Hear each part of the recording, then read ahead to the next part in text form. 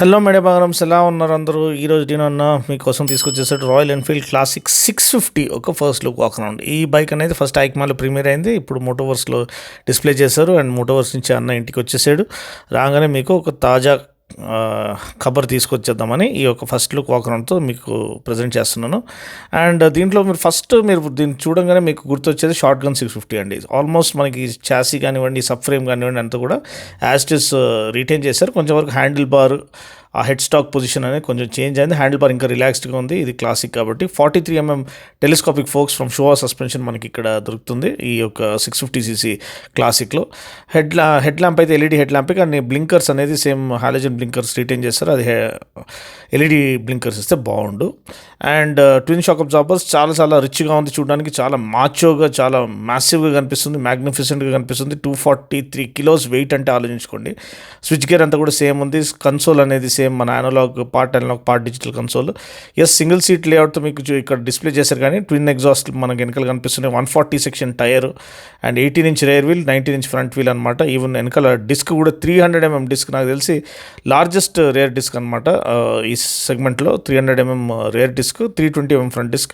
Twin shock absorbers మనకి వెనకాల లభిస్తున్నాయి. అది కూడా మనకి షార్ట్ గన్ నుంచి యాస్టిస్ రిటైన్ చేశారు. షార్ట్ గన్లో స్టిఫర్ సెటప్ ఉండే, మరి దీంట్లో కొంచెం సాఫ్ట్ చేస్తుంటే బాగుండు. అది రైడ్ చేసినప్పుడు మనం చెప్పొచ్చు. సీట్ హైట్ 800mm అండి అండ్ గ్రౌండ్ క్లియరెన్స్ 154mm, మేనేజబులే. అండ్ 14.8 లీటర్ ట్యాంక్, సో మన ఆల్మోస్ట్ దగ్గర 15 లీటర్ ట్యాంక్ అని చెప్పొచ్చు. అదే నేను చెప్పినట్టు హ్యాండిల్ బార్ ఇంకా కొంచెం కంఫర్టబుల్గా ఇచ్చారు. ఫుట్ పెగ్స్ కొంచెం ముందుకు ఇచ్చారు, సెంటర్ సెట్ కాకుండా.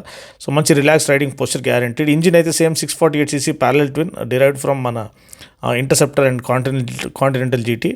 అండ్ దాని పవర్ ఏమో around 47 PS and 53 Nm, 6-speed gear బాక్స్తో పాటు వస్తుంది. అండ్ నేను చెప్పినట్టు 19-inch front wheel, 18-inch rear wheel అనమాట. సో చూడడానికి fit and finish build quality అదిరిపోయింది. ఇంజిన్ అయితే చాలా రిఫైన్డ్గా ఉంటుంది. ఎందుకంటే రీసెంట్గా బేర్ 650 కూడా నడిపించాను, ఆ రివ్యూ కూడా నెక్స్ట్ ఫాలో అప్ అవుతుంది. అండ్ నాకు తెలిసి ఆయిల్ కూల్డ్ ఇంజిన్. అండ్ చూడొచ్చు అసలు అటెన్షన్ టు డీటెయిల్, ప్రతి ఎలిమెంట్ అనేది చాలా రిచ్గా ఉంది. అండ్ ఆ బ్యాలెన్సర్ షాఫ్ట్ అదంతా కూడా ఇంక్లూడ్ చేసి వైబ్రేషన్స్ లేకుండా ఈ యొక్క వెహికల్ మనకి ప్రజెంట్ చేస్తారు.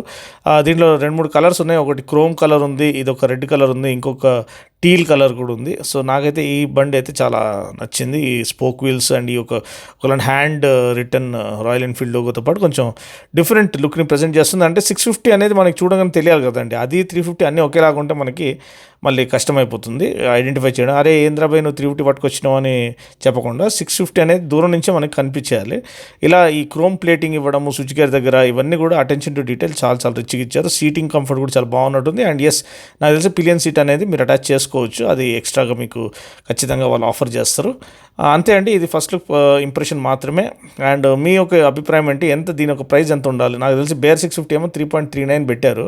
సో ఈ దరిదాపుల్లో అంతనే ఉండొచ్చేమో, 3.4 lakhs ఇంచుమించు ఉండొచ్చు. మీ యొక్క అభిప్రాయం ఏంటి? ఎంత ప్రైస్ పెడితే ఈ బండి మీరు కొనడానికి సిద్ధం అవుతారు? అండ్ క్లాసిక్ 650 అనేది మీరు పర్సనల్గా ఓన్ చేయాలనుకుంటారా లేదా? మీ కింద కామెంట్ సెక్షన్లో తెలియచేయండి. అండ్ మీ ఇనిషియల్ ఇంప్రెషన్ ఏంటి? అంటే ఇటువంటి బైక్ మనకి ఇండియాలో నడుస్తుందా, లేదంటే మీరు 350 ప్రిఫర్ చేస్తారు? ఎందుకంటే దాంట్లో మైలేజ్ కూడా కొంచెం బెటర్గా వస్తుంది, లో మెయింటెనెన్స్ కాస్ట్ ఇదంతా కాబట్టి. సో మీ కింద కామెంట్ సెక్షన్లో తెలియచేయండి. మరొక వీడియోలో మళ్ళీ కలుస్తాను. అప్పటి వరకు take care, God bless and ride safe.